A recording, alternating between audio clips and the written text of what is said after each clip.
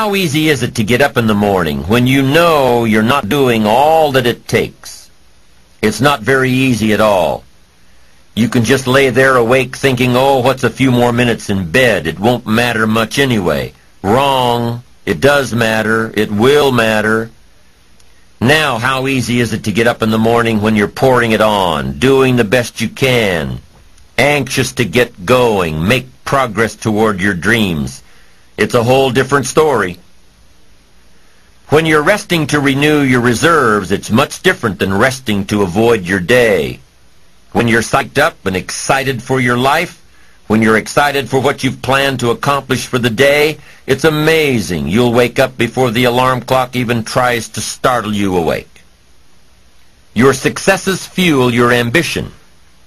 Your successes give you extra energy. Your successes pave the way for more successes. It's the snowball effect. With one success, you're excited to meet another, and another, and another. And pretty soon, the disciplines that were so difficult in the beginning, the disciplines that got you going, are now part of your philosophy. How do you know when you're successful? Do you have to be a millionaire? No. All we ask of you is that you earn all you possibly can. If you earn $10,000 a year and that's the best you can do, that's enough. God and everything else will see to it that you're okay. The key is to just do the best you can. If it's $10,000 a year, wonderful. If it's $100,000 a year, wonderful. If it's $1 million a year, wonderful.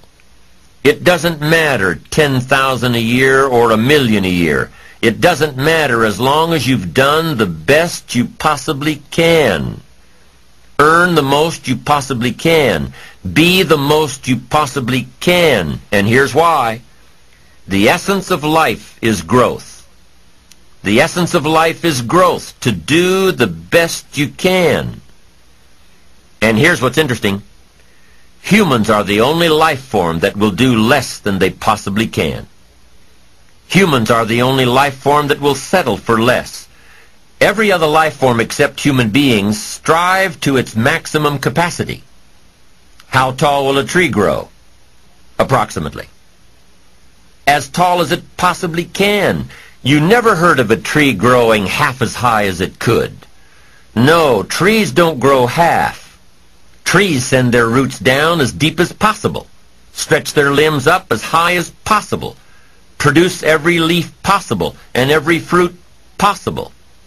As a matter of fact, you never heard of a human physically growing half. We keep growing until we're done. Now that's a part of life we can't control. It's genetically coded. And that's probably why we keep growing till we're done. Because we can't control that part. It's the rest of our growing that we control. The growing of our minds, the expansion of our minds, that we can control.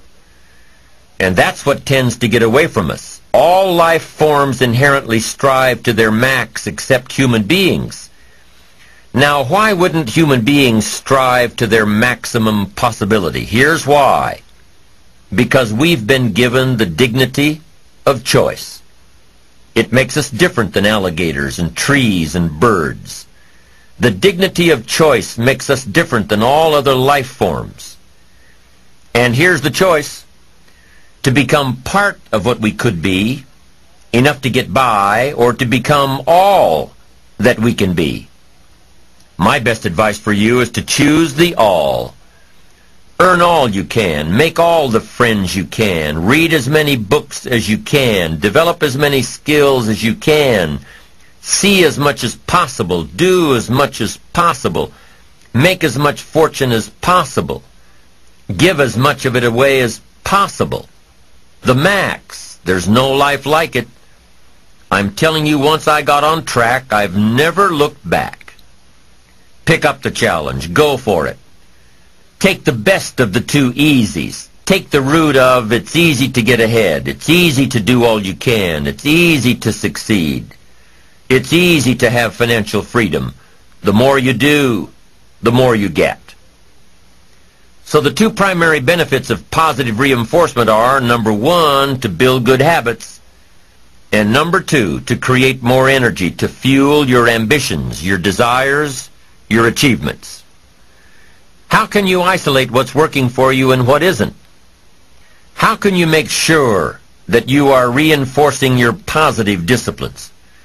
Well, if it isn't apparent, easy to see right away, if what you're doing is happening in such small increments that you're not sure if you're on track, then you need to be writing it down. You need to keep a journal anyway. But if you really aren't sure that what you're doing is making measurable progress, you need to keep a written record. You need to write down everything that may be relevant in your day. What you did, who you saw, what you felt, how it may or may not affect you now and in the future.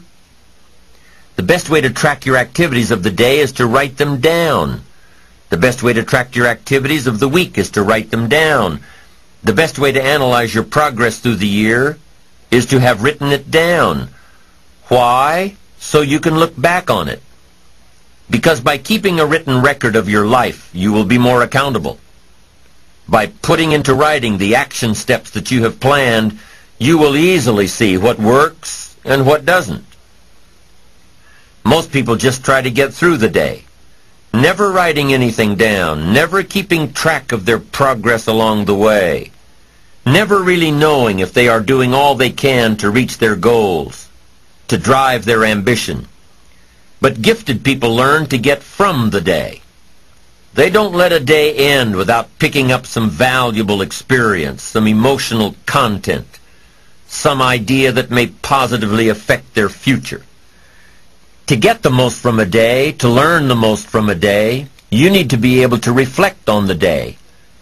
And how can you reflect on a day unless you record it in history?